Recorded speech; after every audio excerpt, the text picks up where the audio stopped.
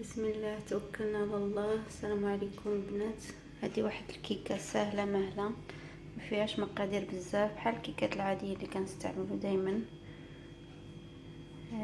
عندنا 3 البيضات، عندنا 2 كيسان طحين الدقيق الابيض مع واحد الخماره، عندنا كاس سنيده مع واحد لافاني الا كانت متوفره، ما كانش معليش، كاس الحليب بارد، كاس الزيت. هادو المقادير اللي غادي نستعملوا. واحد القبيصه د الملحه. هادو واحد المقادير اللي غنستعملوا الكيكه. وكاكاو حتى هو نسيتو، واحد 2 معالق كبار. هاد الكيكه غير تستعملوا غادي طيب ان شاء الله. عاد غادي نزوقوها بالشكلاط غادي نوريكم كيفاش غادي ندوبو مع لا كريم.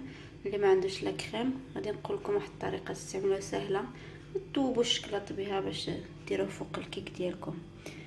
توكلنا على الله. غادي نبداو بالبيض. 3 البيضات غادي نطربهم مع كاس سنيده ولافاني، نخليهم حتى يطلعوا مزيان، ومن بعد غادي نضيفوا المقادير الاخرين شويه بشويه.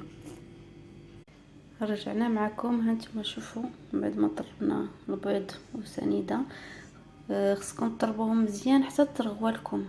هذه طريقه لا بد منها في اي كيك.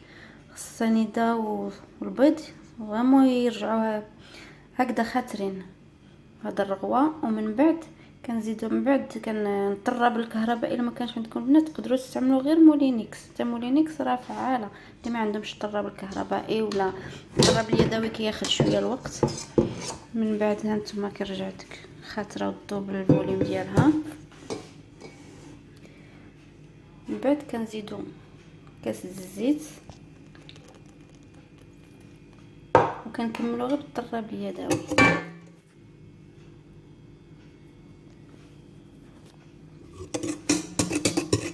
نحن على التصوير احنا مازال مبتدئات.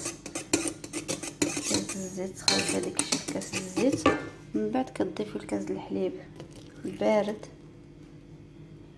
كتضيفي هذيك المقادير خلاص تدخليه نسجمو.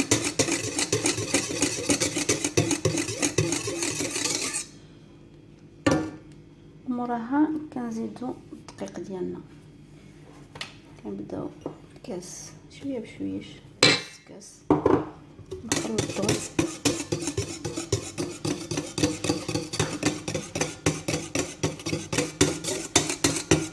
مزيان. كنعملو نص كاس تاني،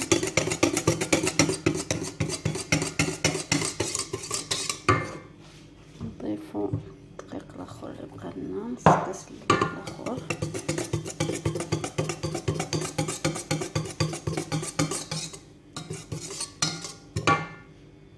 كاس تاني يبقى لنا. نزيدو واحد القبيصه ديال الملحه، كنهرسو ديك الحلاوه قبيصه صغيره. من بعد ضفت الخميره ديالي خماره، وضفت عليها ديك 2 معالق الكاكاو ولا معلقه. المهم نتوما الكاكاو على حسب الذوق واش كتبغيوها تجي مغلوقه ولا تجي. المهم الكاكاو ما بين 2 معالق حتى معلقه ونص. كتضيفوها وكتخلطوا كلشي، كنسجموا مزيان.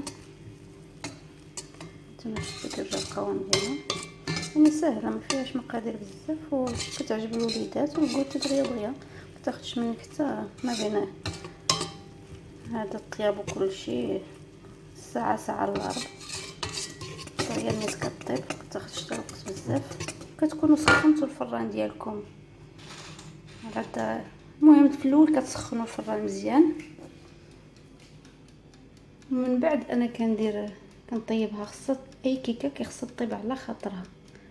عندكم ما بين 100 المهم 150 حتى 160 درجه، انت ما وصلاش 180.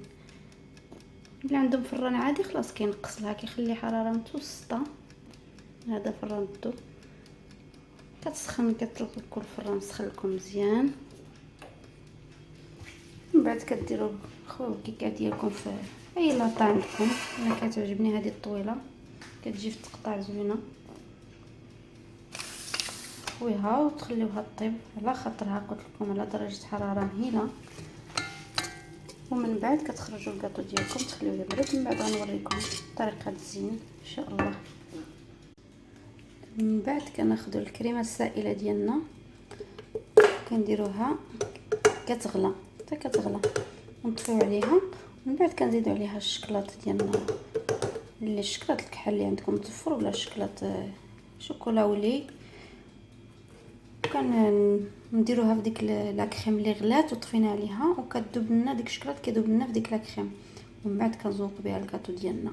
اولا اللي ما عندوش الكريم السائله وهذا الطريقه حتى هي سهله. كتشدي الشكلاط ديالك مرصويات اما كديري في البان ماغي كتذوبيه ومن بعد كتزوقي به. ولا طريقه اخرى سهله اللي عندهم ميكرو اوند. دابا الميكرو اوند كيسهل الحوايج بزاف. كديري كتقطعي المرصويات الشكلاط ديالك في واحد انبول زلافه كتقطعيهم ومن بعد كتزيدي عليهم 2 معالق ديال الزيت النباتيه.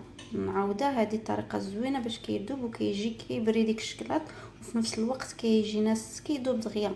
كتزيدي لهم 2 معالق ديال الزيت النباتيه على الشكلاط اللي درناه في الميكرووند وندخلو الميكرووند خليه غير يذوب. من بعد نخرجوه ونحركوه ونزوقوا به الكيكه ديالنا.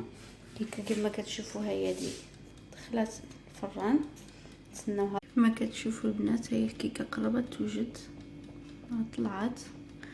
نزيدو نتسناو شويه من بعد غادي نحشي واحد الموس نشوف واش طابت ولا لا من الداخل. من بعد نزوقوها بالشكلاط. هانتوما البنات من بعد الشكلاط مذاب الكيكه ديالنا وجدات. كتجي منفوخه ومشويشه من الداخل كتجي رطبه زوينه. نتوما شوفوا كيفاش شيشه الداخل. وزوقتها بالشكلاط المذاب. ومن بعد عندي واحد شويه الفيرميسيل كنبقى لي كندير به كاطو ولا كنزوق به. كنت ما نضيعوش درته من الفوق زوقت به. نتوما تقدروا ديروا نواه كوكو من الفوق. تقولوا لي نواه كوكو مع الشكلاط نقول لكم كيجي غزال نواه كوكو والشكلاط. يعني ديروا الشكلاط وتزوقوا نواه كوكو من الفوق غادي يجيكم مذاق غزال. ولا الكركاع حتى هو كيجي غزال تهرمشوه وديروه اي حاجه بغيتو تزوقوا نتوما اللي عندكم واجد. ولا تخليوها غير هكذاك حتى هي كتجي شيشه غزاله.